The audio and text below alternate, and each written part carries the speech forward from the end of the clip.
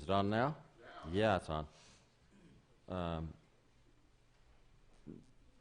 Chuck's is having some treatment on his leg, so let's remember him as he goes through that situation with his leg. And Juanita has knee surgery tomorrow. And on the news tonight, there were two stories back to back. There was one about the fire in Marion, and then about a railroad worker from McPherson, whose student is in Jason's class and has a lot of ties, of course, here because he's from McPherson. So let's remember that family in our prayers too, as they deal with that sudden death. He was caught between two railroad cars, it sounded like, and they're still investigating the cause. But that's going to also deeply impact the people of McPherson.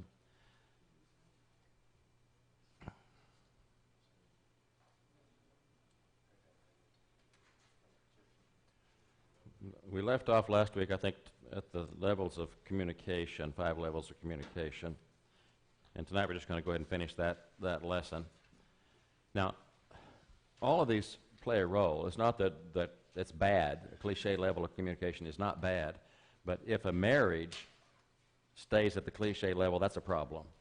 And so since we're looking in the family, that's why it's important to get up to these higher levels. But in our day-to-day interaction with people, we quite often find ourselves at those lower levels of cliche or fact-finding, perhaps get into ideas or judgments. But they do all play an important role. I didn't want to leave the impression that everything has to be on those top 2.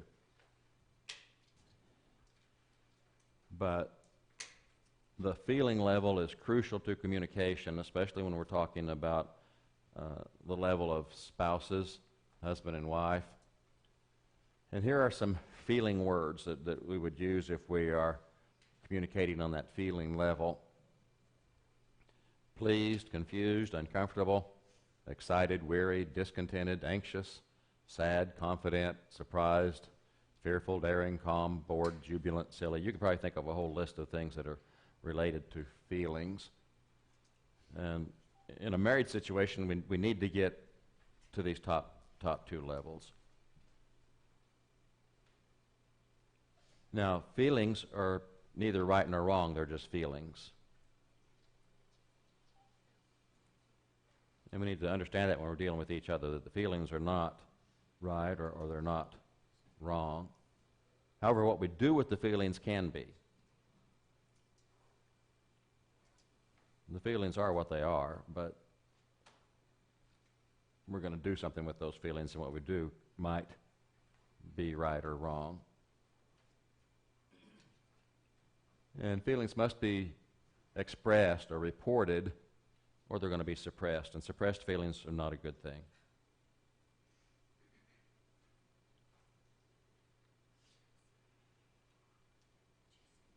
Especially, again, on that level of husband and wife, of spouses, you cannot repress your feelings. It's just not a healthy situation if you're repressing your feelings. Also, the sooner they're reported, the better. If you let them just fester, it just gets worse.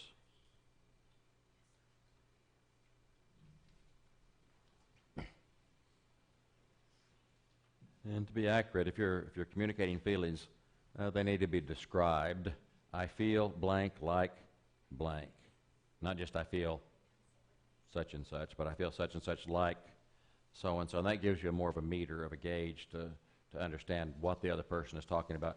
Because you remember earlier we were talking about this, what I think I say and what I say and what they think they hear and what they hear and all that. And the more we clarify it, specify, I feel so and so like such and such, the less likely we are to get into that misunderstanding. And this feeling level is critical communication again. The benefits, you have a more accurate perception of each other if you reach this level of feelings. If you don't get to this level as spouses, you really don't have a clear picture of each other.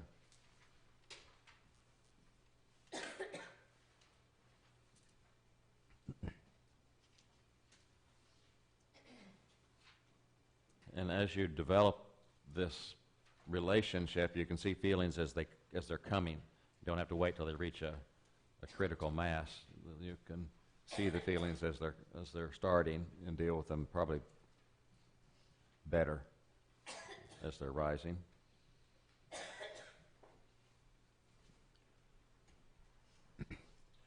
And this is something that's critical, and I ran into it several places where I was looking. When you're dealing with feelings, you use I, not you. Because I can't tell you how you feel. All I can do is express how I feel. And it's very important that at this level that I stay with I statements. I can't tell you. All I can do is, if we're communicating feelings, I can tell you mine, but I can't tell you yours. Active listening is very important. It is a cornerstone of good communication. Matthew chapter 13.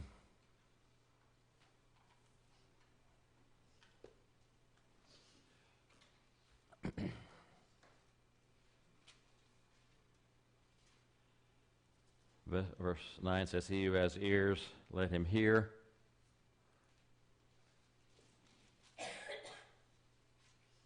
And again in verse 43, "He who has ears, let him hear." Active listening, not just opening our mouths, but actively listening to what the other person is saying. You know, in Jesus' case, they weren't listening to what he was saying spiritually. But in a marriage situation, we need to be attuned to each other, to the situation. We are listening to that person. And we've pointed out a time or two what we're often doing is we're formulating our response. We're not listening to what that person is saying. We're already formulating what we're going to say in reply, which is not a good procedure. And so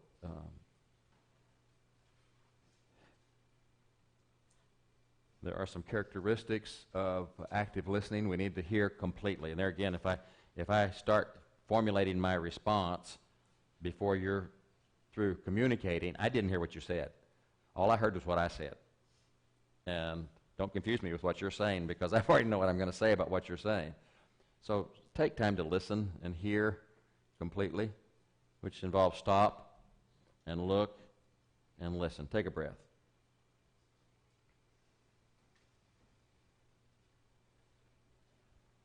And looking is important too. Remember, we've talked about a good part of communication is not verbal. Body language, facial expressions and things are perhaps even stronger than the words. And pause before you make a response. If you want to formulate your response, wait till this point and take time to formulate your response.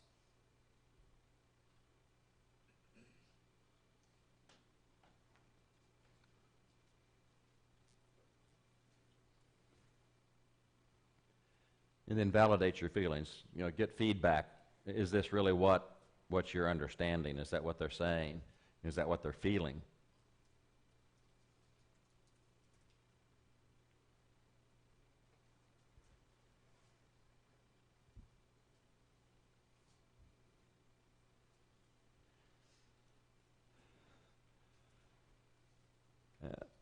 This used to be true. Tell me if it's still true in our society today, but the day was when there were certain things that the wife wanted to know when the husband got home in the evening. And it may be more true of the wife wanting to know than what the husband wants to know, because wives are just better people than husbands, I guess. They would like to know some selected important happenings of your day. When you get home and they say, "How was your day?" or "What happened today?" and you say, "Oh, nothing," that's really not good. Because they really want to know. They're not just making conversation. They are interested in knowing what happened today because they care. And so they do want to know some important happenings today. They'd also kind of like to know your thoughts without having to ask about them. Remember we said before that men are more comfortable with actions than with feelings, with facts than in feelings, and the other way around with women. They're more comfortable with feelings than facts. But your wives really want to know what you're thinking. So, as you're driving home, a few blocks before you get there, start planning what you're going to say when you get in the door and your wife says, "Hey, honey, how was your day today?" Nothing. Just, find some marker X number of blocks away from your house, and when you hit that marker every day, just tell yourself, "I'm going to start planning what I'm going to say when I get in the door, because she's going to ask me."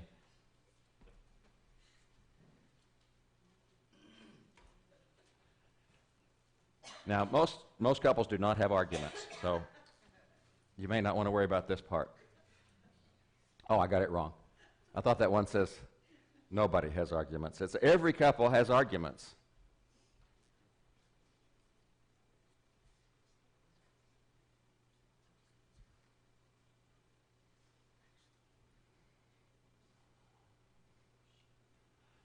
The best time to stop an argument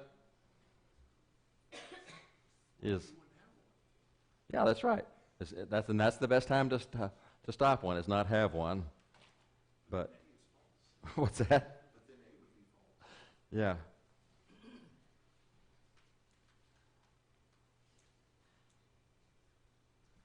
If you must fight, fight fair. Here are 8 rules for fighting fair. If you're going to have to fight, this is how to do it. Define your issue clearly. Know what in the world you're fighting about, because I think a lot of times fights are over, we don't even know what it is. You ever find yourself in that situation? What's that? The men don't? The men don't. Define your issue clearly. Is this the right time for this? And by the way, bedtime is usually not the best time. Sometimes, when you get all done arguing, then you think. Yeah. Then you think, what was that about? What was that all about? And what do you want to get out of it? What's your goal? When everything is said and done, what do you hope to accomplish from this argument? Don't wander off the subject. Don't chase any rabbits down the hole or off on a tangent or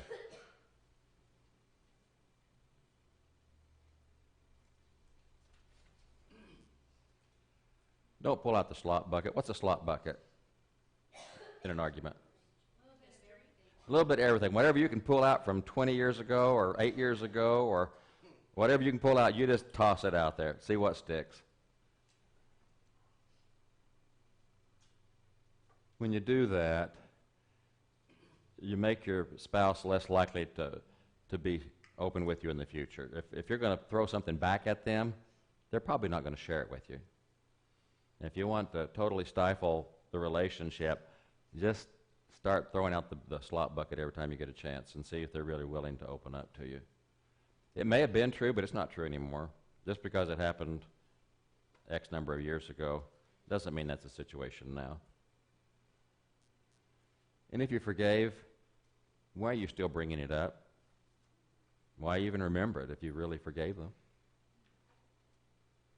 If God forgives us as we forgive others, would you like God to do that? Pull out the slop bucket every time you do something or don't do something? God just pulls out the slop bucket and dumps it on your head? And what you're demonstrating when you pull out the slop bucket, all you care about is winning.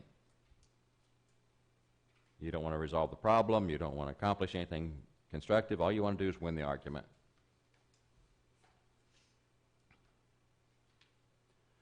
Number 6, be vulnerable.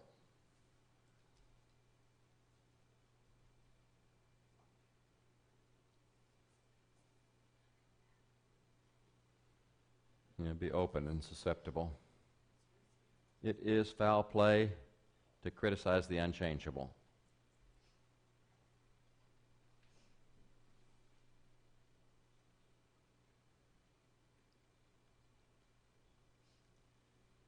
And if you do number 8, you won't need numbers 1 through 7.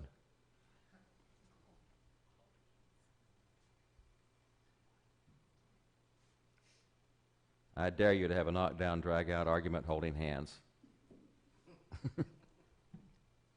Try it if you want to. I don't know.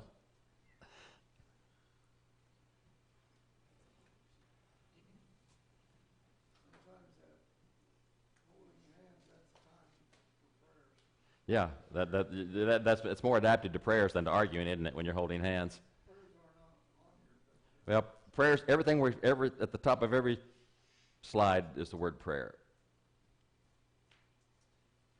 From another source about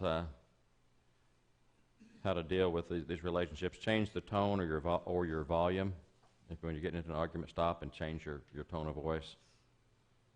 Here again, they suggested remember to use I statements and not you statements. Mind your manners. Show courtesy, common courtesy. Avoid yelling. And drop the sarcasm. Sarcasm is deadly. What's that? Sarcasm is not a spiritual gift. That is exactly right. And so skip the sarcasm. There are some steps to conflict resolution. Number one, get the right data from your senses, see what you feel and see and so forth about the situation.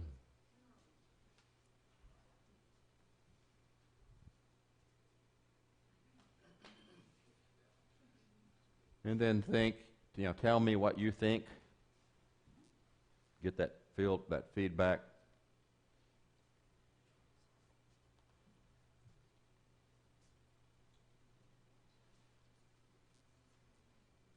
Also, tell me how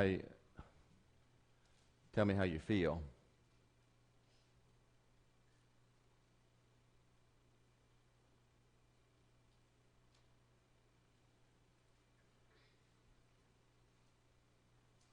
And what do you want? What are you thinking? How are you feeling? And what are you wanting? And then do it. Don't go through the motions and don't do anything about it.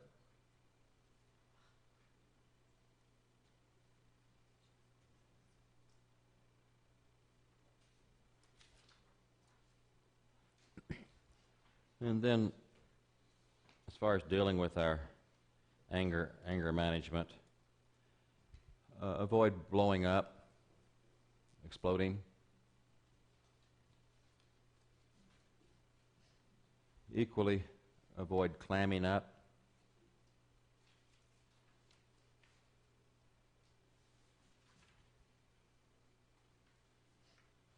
And try to develop non-destructive ways of processing your anger.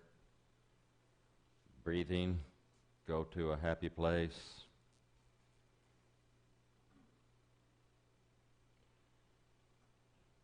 And I'm going to suggest another one in just a little bit, but just develop ways of processing anger. What are some passages in the New Testament that deal with anger? Ephesians 4 is a good place to start.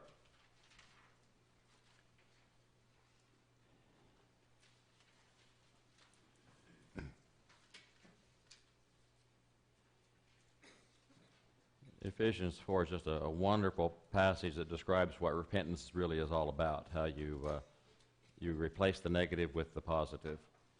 In Ephesians chapter 4, that whole passage is important, but beginning in verse 25, Ephesians 4, beginning in verse 25, it says, "Therefore, laying aside falsehood, speak truth, each one of you with his neighbor, for we are members of one another. Be angry, and yet do not sin. Do not let the sun go down on your anger, and do not give the devil an opportunity."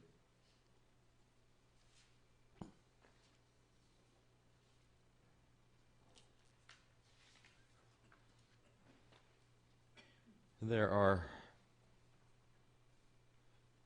possibly 5 ways to deal with anger. One is to suppress it.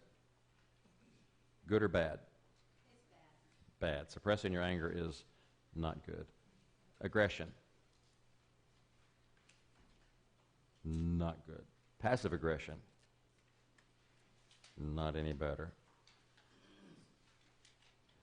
The first two, at least in my opinion, can really lead to physical abuse, emotional abuse. What's that? They can lead to abuse. Abusive behavior, being verbal Yeah. or physical. Yeah, he needs you to do those things. There are two positive, godly, if you will, ways to deal with anger. One is an assertive way to bring about a good change. Let your anger be channeled in a positive way. In the example that they use is Mothers Against Drunk Driving.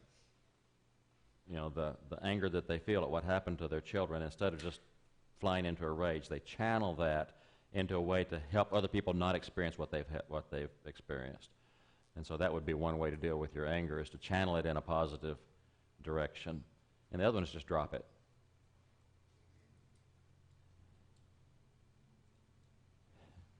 And look at this passage in Ephesians and see what suggestions it has along those lines for dealing with anger.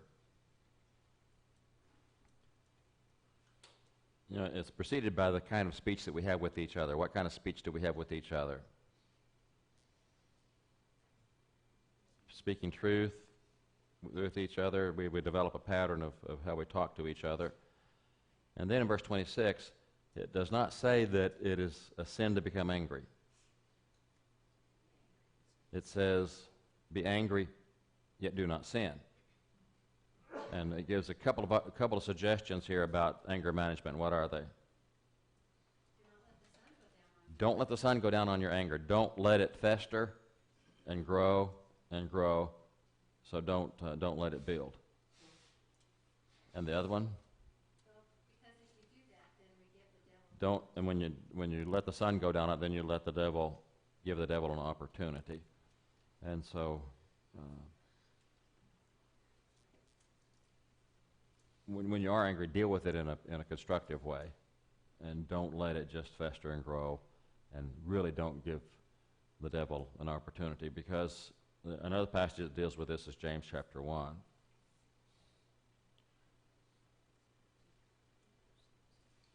And James chapter 1, verses 19 and 20, it says, "This you know, my beloved brethren, but let each one be quick to hear, slow to speak, and slow to anger." There again, he does not say it's a sin to be angry, but he says be slow to anger, for the anger of man does not accomplish or does not achieve the righteousness of God. So that's kind of the same way of saying don't give the devil an opportunity, is that when you let anger take over, then you're not allowing God. And sometimes the whole process of just dropping it means just turn it over to God and let it go. Just turn it over to Him and let Him deal with it.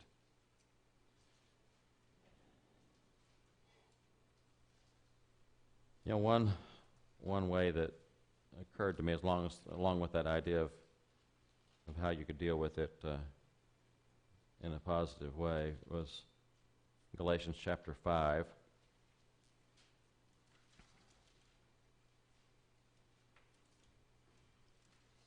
The fruit of the Spirit, is the fruit of the Spirit an apple? No, the fruit of the Spirit's not an apple. The fruit of the Spirit is love, joy, peace, patience, kindness, goodness, faithfulness, gentleness, and self-control. What if, when you find anger growing, you just pause and in your head sing, the fruit of the Spirit is not an apple. The fruit of the Spirit is love, joy, peace, patience, kindness, goodness, faithfulness, gentleness, self-control. And just allowed yourself that time to think about that instead of letting your anger just mount and mount and mount and getting more angry. Just stop and sing that little song and remind yourself that the fruit of the Spirit is these things. The preceding ones have a tendency to lead to anger. The deeds of the flesh are evident: immorality, impurity, sensuality, idolatry, sorcery, enmities, strife, jealousy, outbursts of anger, disputes, dissensions, factions, envyings, drunkenness, carousings, and things like these. And so you see the difference in how we deal with our anger.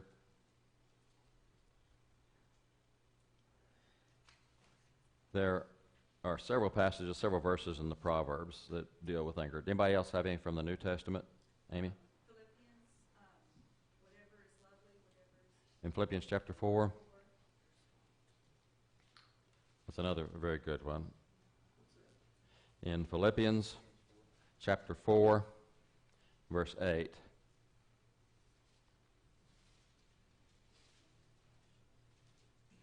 Philippians 4, verses 8 and 9 would be another good one. You know, just as we've memorized that song because we've sung it so many times, memorize some of these verses and just pause and just say this verse in your head and see what difference it'll make. Finally, brethren, whatever is true, whatever is honorable, whatever is right, whatever is pure, whatever is lovely, whatever is of good repute, if there's any excellence and if anything worthy of praise, Let your mind dwell on these things. The things you have learned and received and heard and seen in me, practice these things, and the God of peace shall be with you. So that's another really good verse or passage to have reserved in your head. Any other thoughts? Colossians chapter 2. And which one? Colossians 2. Okay, good, because Colossians 2:8 didn't register. Colossians 3, beginning in verse 8.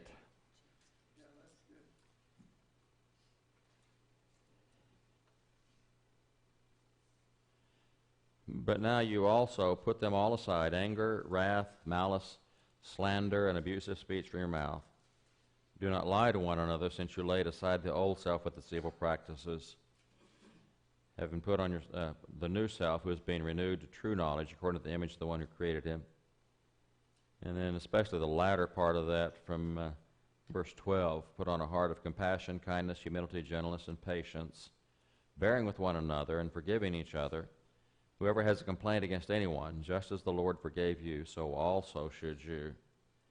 And beyond all these things put on love, which is the perfect bond of unity. And let the peace of Christ rule in your hearts, to which indeed you were called in one body, and be thankful. And so, all the way down through verse 17. So that would be another good passage to keep in reserve. Other ones? I'm more of a song person.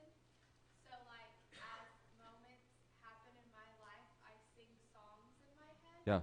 So, like, in moments of anger, especially in college with other people, I would always sing I love you with the love of the Lord in my head. That would be a good one. Because it says, I see in you the glory of my King. Yeah. And, if you focus on seeing in people, God in people, then it's harder to be angry at them. Yeah, and it'd be hard to sing I love you with the love of the Lord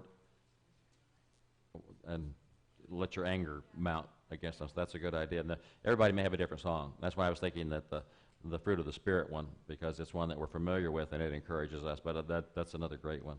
It probably wouldn't work, though, in the middle of an argument to break out. Now, that's why I said to yourself. If you're in the middle of an argument, you go, yeah, probably not that one. Yeah, I was thinking about this afternoon, that if you're in the middle of an argument, it probably won't be good to stop and go.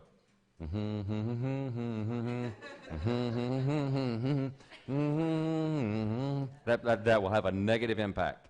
If in the middle of something important to the other person, you go out humming. So that's exactly right.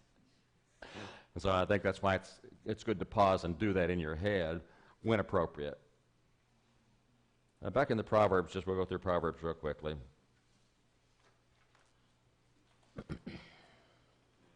Proverbs 14:29.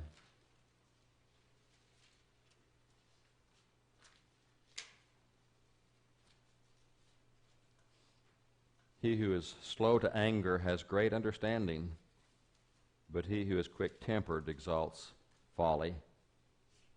The first verse of chapter 15. A gentle answer turns away wrath, but a harsh word stirs up anger. Proverbs 15:1.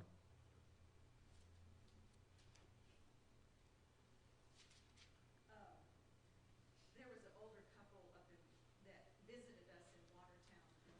She shared that one time she had been 400% unreasonable and screaming. She said she was so embarrassed when she looked back at it, and she was stomping out of the house, and her husband said, he just said, wait, and she turned around and glared at him, and he said, I just want to say I love you.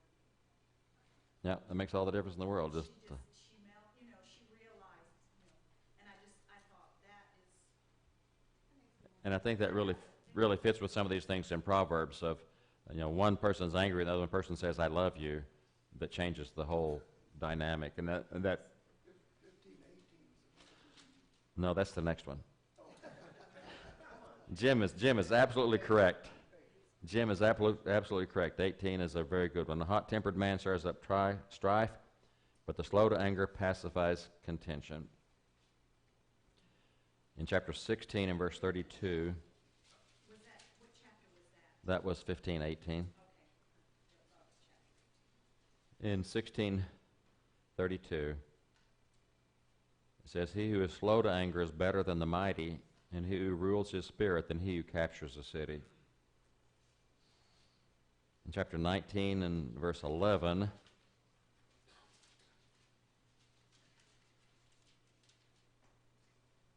says, "A man's discretion makes him slow to anger, and it is his glory to overlook a transgression." Then verse 19 of that same chapter 19, "A man of great anger shall bear the penalty, for if you rescue him, you will only have to do it again." In Proverbs 22:24, "Do not associate with a man given to anger, or go with a hot-tempered man."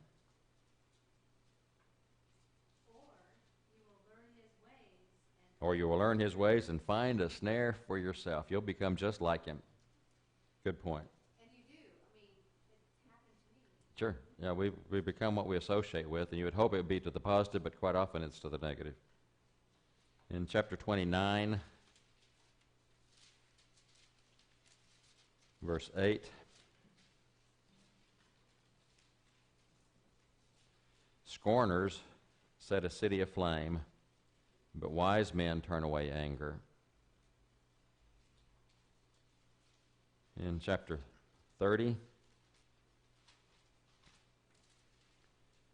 the last verse, verse 33, "For the churning of milk produces butter, and pressing the nose brings forth blood, so the churning of anger produces strife."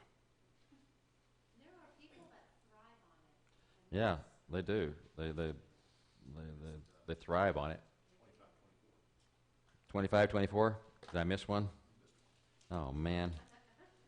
Proverbs 25, Oh, Jason?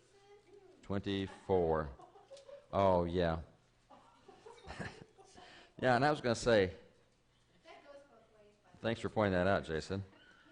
I was going to say, sometimes people think that the Proverbs pick on women because of verses like this one. And I'm glad we're reading these angry men verses to point out that it's an equal opportunity thing, because it talks about, the women, it's better to live in a room with a dripping ceiling or whatever than a constant drip than a wife and that kind of thing. So I'm glad Jason pointed that out, because the book of Proverbs is equal opportunity for men and women. And it only talks about angry men, doesn't it? And not angry women. And then in Ecclesiastes chapter 7 and verse 9, he says, "Do not be eager in your heart to be angry, for anger resides in the bosom of fools." I didn't get that, I'm sorry. Ecclesiastes 7:9. So let's go ahead and break up into our groups and discuss these remaining part.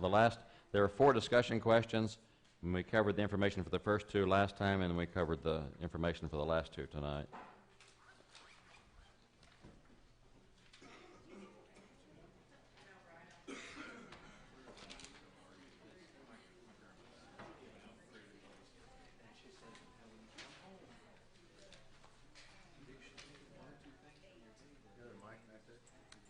No, we can go grab it.